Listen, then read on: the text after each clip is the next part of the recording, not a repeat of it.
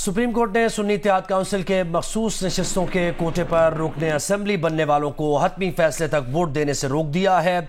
Justice Mansoor Ali Shah की सरबराही में 3 रुकनी bench ने सुन्नी इत्तेहाद काउंसिल के कोटे की मखसूस नशिस्तें दूसरी जमातों को देने का पेशावर हाई कोर्ट का फैसला मुअत्तल कर दिया। सुप्रीम कोर्ट ने सुन्नी इत्तेहाद काउंसिल की अपील समाअत के लिए मंजूर करते हुए लार्जर बेंच तश्कील देने के लिए मामला जजेस कमेटी को भेज दिया है। सुप्रीम कोर्ट ने केस की समाअत 3 जून तक मुलतवी करते हुए कहा कि केस की समाअत 3 जून से रोजाना की बुनियाद पर होगी।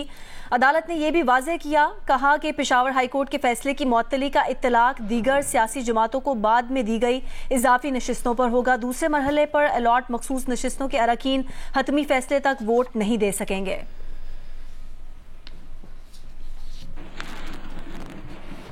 और सुप्रीम कोर्ट में सुन्नी इत्तेहाद काउंसिल की मखसूस नशिस्तों से मुताल्लिक केस की समाअत के दौरान 3 रुकनी बेंच के सरबराह जस्टिस मंसूर अली शाह ने सवाल किया कि क्या आईन में ऐसी कोई शिक है कि अलॉटमेंट से बचने वाली सीट्स उन्हीं सियासी जमातों को दोबारा बांटी जा सकती हैं।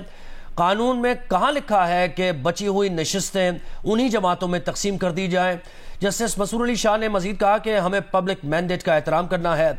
असल मसला पब्लिक मैंडेट का है। ये कैसे मुमकिन है कि किसी का मैंडेट किसी और को दे दिया जाए। जस्टिस सतर मिनल्लाह ने रिमार्क्स दिए, कहा कि एक बात तो तय है कि जिस जमात की जितनी नुमाइंदगी है उतनी ही मखसूस नशिस्तें मिलेंगी। जस्टिस मोहम्मद अली मजहर ने कहा कि इलेक्शन कमीशन कहता है कि सुन्नी इत्तेहाद काउंसिल ने ना इलेक्शन लड़ा है, ना मखसूस नशिस्तों की नामजदगियां दाखिल की थी।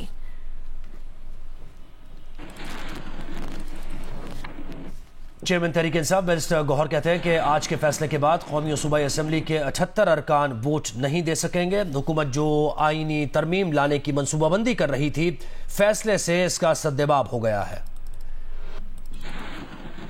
सुप्रीम कोर्ट ने अल्हम्दुलिल्लाह ये भी डायरेक्शन दी है कि यह 78 मेंबरान साहिबान जो सीटों पे पार्लियामान आए हैं या असम्बलियों में जा चुके हैं, वो आइंदा किसी भी कानून साजी में वोट का इस्तेमाल नहीं करेंगे। अल्हम्दुलिल्लाह इसके साथ जो आप सुनते चले आ रहे थे कि हुकूमत आईन में तरमीम करने जा रही थी, वो अपनी 2/3 मेजॉरिटी इन सीटों के बिना पे दिखा रही थी। अल्हम्दुलिल्लाह उसका सद्देबाब हो गया। अब इंशाअल्लाह ताला हुकूमत नाकाम होगी और वो 2/3 मेजॉरिटी से महरूम है। मखसूस नशिस्तों से मुतालिक केस में सुप्रीम कोर्ट के अबूरी हुक्म पर वफाकी हुकूमत का रद्द-ए-अमल सामने आ गया है। वफाकी वजीर कानून आजम तजवीर तारण ने कहा है कि मुनासिब होता कि लार्जर बेंच ही अबूरी हुक्मनामा जारी करता। पार्लियामान की कानून साजी के इख्तियार पर हुक्म इम्तना से गुरेज करना चाहिए था। मुंतखब रोकन के कानून साजी के इख्तियार पर जद पड़ती तो क्या ज्यादा इत्तेहाद बरती जाती है। वफाकी वजीर कानून आजम रजीक तारण ने मजीद कहा कि आर्टिकल 67 वाज़ेह है कि कानून साजी रुकन की नाअहली के बावजूद बरकरार रहती है। आर्टिकल 67 के मुताबिक रुकन की कानून साजी की अहलियत पर सवाल नहीं उठाया जाता। आजम रजीक तारण ने इस उम्मीद का इजहार भी किया कि हतमी फैसले में पेशावर हाई कोर्ट का फैसला बरकरार रहेगा।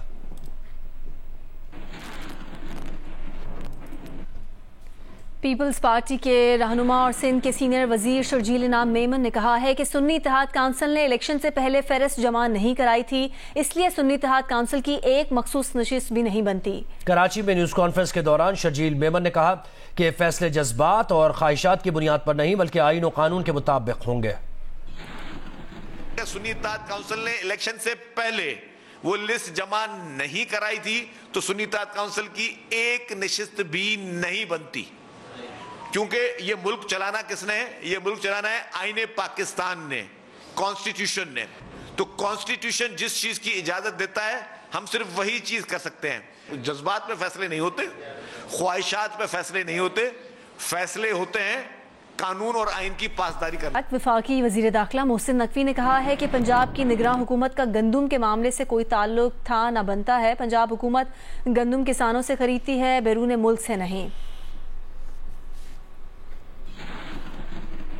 सर ये बताए, ये गंदम के हवाले से बात, अब ठीक है हमारे सामने आपने पूरा सीएम देख, लेकिन इस वक्त जो लोग आपको अंडर फायर लाना चाहते हैं वो लोग हैं जो पंजाब में और मरकज में बरसर इक़्तिदार है। वो लोग एक पूरी की पूरी अलेजेडली एक कंपेन बना रहे हैं। अलेजेड कंपेन कह लें, वो कंपेन बना रहे हैं कि जनाब इसमें केयर टेकर सेटअप और इवन फॉर्मर पीएम जो हैं उन्होंने आपके साथ काम किया। फॉर्मर पीएम तो इस बात में कहीं पर वो उन्होंने भी आगे से वो टेम्पर लूज कर गए अपना। तो ये एक कैंपेन जो बन रही है, ये इंटीरियर मिनिस्ट्री, चाहे कोई भी लोग हों, चाहे वो किसी भी तरह के लोग हों, उनकी इंशाल्लाह ताला एक ख्वाहिश पूरी नहीं होगी। मैं और मेरी पूरी टीम जिसने काम किया है 12-13 महीने, मैं गारंटी दे सकता हूँ। और मैं अपने आप को कहीं पे भी अगर कोई 1% की भी चीज़, एक तो पहली बात ये कि रिश्वत लेने वाले पे भी लानत है और करने वाले पे भी, और मेरी पूरी टीम में दावे से कह सकता हूँ कि अगर कहीं पे 1% भी आपको कोई काम निकला है 10 साल बाद भी, हम उसके लिए भी रेडी होंगे कि हम अपने आप को जवाबदेह हों, बिकॉज अल्लाह का शुक्र है कोई गलत काम किया नहीं।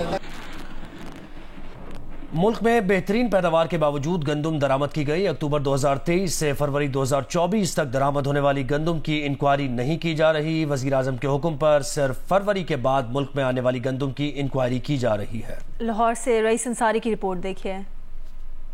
मुल्क में बड़े पैमाने पर गंदम बिरूने मुल्क से मंगवाई गई, ताहम इसकी मुकम्मल इंक्वायरी का मामला अभी तक लटका हुआ है। अक्टूबर 2023 से फरवरी 2024 तक दरामद होने वाली गंदम की इंक्वायरी नहीं की जा रही। वजीर आजम शहबाज शरीफ ने सिर्फ फरवरी के बाद मुल्क में आने वाली गंदम की इंक्वायरी का हुक्म दिया है।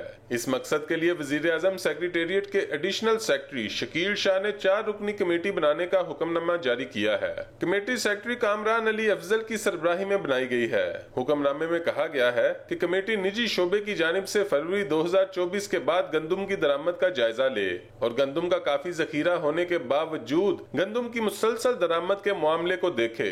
फरवरी 2024 के बाद मतलूबा तलब से ज्यादा गंदम की दरामद की इजाजत देने के जिम्मेदारों का तयन भी किया जाए। जराये के मुताबिक इम्कान है कि कमेटी आज वजीर आजम को रिपोर्ट पेश करेगी। वफाकी वजीर फूड सिक्योरिटी राना तनवीर का कहना है कि फरवरी 2024 के बाद मुल्क में आने वाली गंदम की इंक्वायरी की जा रही है। गंदम की दरामद पर इंक्वायरी रिपोर्ट आने के बाद ही मजीद बात की जा सकेगी।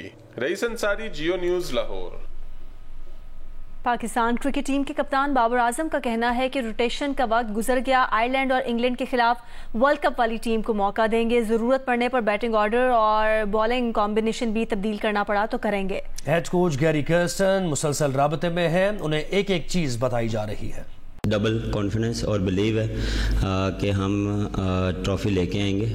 बिलीव एज अ कप्तान बिल्कुल मुझे सब पे और हमेशा रहेगा, और वर्ल्ड कप सर पे। और अभी जितने मैचेस भी होंगे उसमें हम कोशिश करेंगे कि जो जिस टीम के साथ हमने खेलना है वर्ल्ड कप के लिए, उनको प्रॉपर अपॉर्चुनिटी मिले। कम्बिनेशन जो भी हमारी बॉलिंग की कम्बिनेशन है, बैटिंग की कम्बिनेशन है, वो हम सॉर्ट आउट करेंगे और कर लिया ऑलमोस्ट, और उसी को हम लेके चलेंगे। मेरा मानना ये है कि ये पर्सनल गेम नहीं हो रही। जो टीम के लिए बेस्ट होगा उस पर हम बैठ के बात करेंगे और उस पर हम लब्बैक करेंगे। ये नहीं है कि ये मेरा या उसका या सैम का, रिजवान का, सदाब का, ये चीज़ नहीं है। जो टीम के लिए बेस्ट होगा, जो टीम के लिए बेस्ट बैटिंग लाइनअप होगी, जो टीम के लिए बेस्ट बॉलिंग लाइनअप होगी, उसके साथ जाएंगे। क्योंकि ये जब आपने ये चीज़ें ऐसे वर्ल्ड कप जीतनी होती हैं तो ये यहाँ पे इंडिविजुअल जो है वो चीज़ें आपको एक साइड पे रखनी पड़ती हैं। अभी काफ़ी देर से सुन रहा हूँ कि उसको क्यों लाया।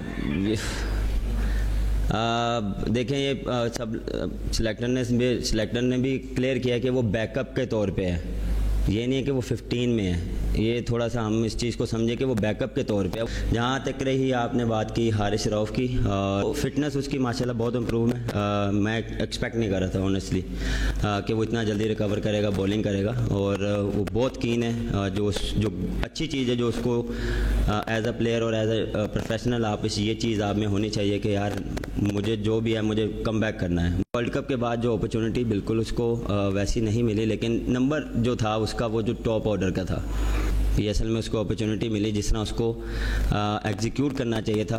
अनफॉर्चुनेटली उससे नहीं हुआ। टेस्ट मैच की परफॉर्मेंस से आप रिलेट कर रहे हैं उसको कि वो T20 में वैसा खेले, कि फाइन जो है वो ऑलराउंडर है। टाइम लगेगा थोड़ा सा उसको, और खेलेगा तो और जो है वो और पॉलिश होगा। मोहम्मद अली जो है वो न्यू बॉलर है। देखें थोड़ा सा जब वो मुल्तान से निकला है उसने थोड़ा सा स्ट्रगल किया, थोड़ा सा आपको टाइम देना पड़ेगा। हर प्लेयर को देखें, आप बनाते हैं ना तो कभी कभार आपको उसको थोड़ा टाइम देना पड़ता है, थोड़ा सा उसको एक्सपीरियंस देना पड़ता है। फिर मैं वही कह रहा हूँ, किसी के साथ ज़्यादती नहीं हो रही, सब हमारे प्लान्स में हैं। अब ये नहीं है कि हम हर मैचेस में 60 प्लस करेंगे या 50 प्लस करेंगे। आपको वहाँ पे अगर 2 विकेटें गिर गई हैं तो हमने क्या है, थोड़ा सा सेंसिबल भी तो खेलना है। हम थोड़ा सा उसको थोड़ा सा बिल्ड करेंगे, उसके बाद अपना प्लान जो है वो एग्जीक्यूट करेंगे। तो ये एक सारी एक ये है ना, थिंकिंग की बात है और प्लानिंग की बात है, और जो ऑन द डे जो खेल रहा होता है वो डिपेंड करता है। इन टच बहुत है, रोज़ की जो है वो रिपोर्ट उसके पास जाती है, हम क्या कर रहे हैं, किस तरह कर रहे हैं, जो उसकी प्लानिंग है वो हमारे